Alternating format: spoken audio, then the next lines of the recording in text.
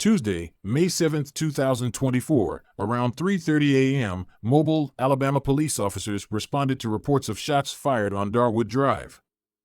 Around 3:30 a.m. on May 7th, Mobile police say officers responded to reports of shots fired on Darwood Drive.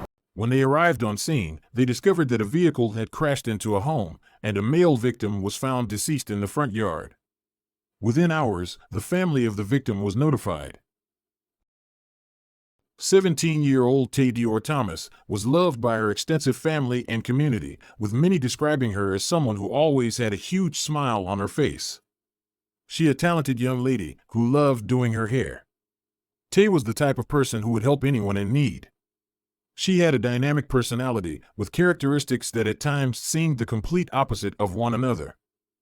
For example, loved ones described her as being shy but so fearless. In addition to having been a natural-born leader, it leads one to question, how did someone so young, with such promise, end up lying on someone's front lawn deceased?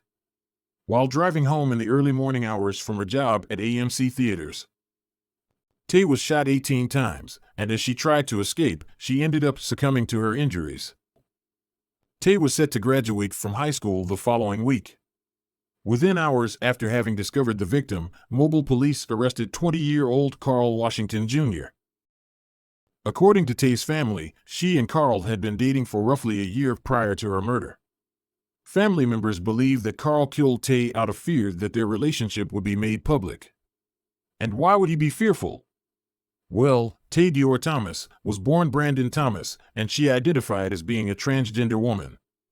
Carl, her boyfriend, was afraid of the public knowing that he was involved with a trans woman. Family members of Tayy have expressed concerns that they believe Alabama police are not investigating Tayy's murder as a hate crime. The family of a 17-year-old killed in Mobile 2 weeks ago, releasing the name of that victim. In a conversation with our Anaya Spraggs, they also talked more about the outcome that they're hoping for when the investigation closes. A devastating incident has left a Mobile County family grieving. I think it was a senseless act. Around 3:30 a.m. on May 7th, Mobile police responded to reports of shots fired on Darwood Drive. Upon arrival, officers found a vehicle that had crashed into a home and a male victim lying dead in the front yard. Weeks later, the family of the victim has identified them as 17-year-old Brandon Thomas. Brandon was my light. He loved family, he loved friends, he loved taking care of children. Within hours, police arrested 20-year-old Carl Washington Jr. in connection with the fatal shooting. Victoria Thomas, Brandon's mother, described the impact of losing her child.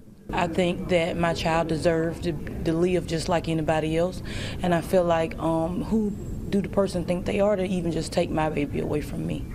Brandon was cherished by his family and friends.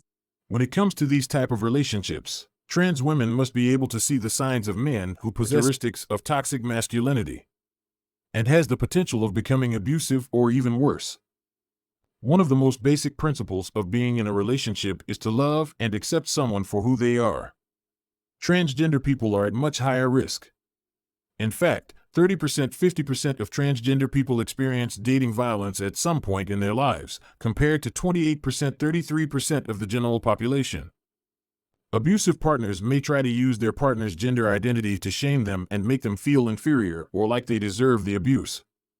This can be done through verbal insults, like saying, "No one else will ever accept you or love you," playing on gender insecurities, or pressuring them sexually. They can also threaten to out them as transgender if their identity has been kept on the DL. All of these things are done by an abuser to gain power over their partner and control them. Gender roles can also play a huge role in abusive transgender relationships. In an effort to be more masculine presenting, a transgender man may put up with abuse from their partner because they feel obligated to take it like a man. Or some transgender women may experience gender affirmation from being abused because of the traditional depiction of domestic violence being a male-on-female issue. He came to see me often. I pulled up a text message, probably close to one of the last text messages that we had, that I was warning him about the dangers, to be careful of people who hate him just because of who he was. And I told him I loved him so much, and in his message back, he said, "Granny, I love you more." That's what type of person he was. In fact, transgender people are often singled out for police violence as much as 3 times as often as the general population.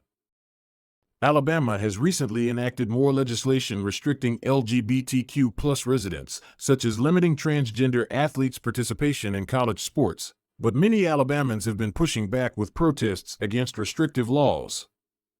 Safe Home also asked members of the LGBTQ+ community a few other questions in regard to the nation, questions like, which type of laws promoting equality are most important for your safety? Which type of anti-equality laws are most damaging to your safety? As well as which of these public places or events have you ever avoided out of fear of discrimination or violence based on your sexual orientation or gender identity? Add to that the fact that resources and shelters are often catered to women. Finding resources can be problematic for people in the transgender community.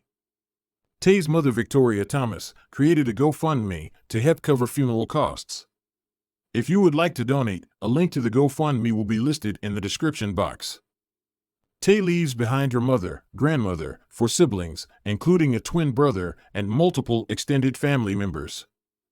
Rest in peace, Tayy Dior Thomas.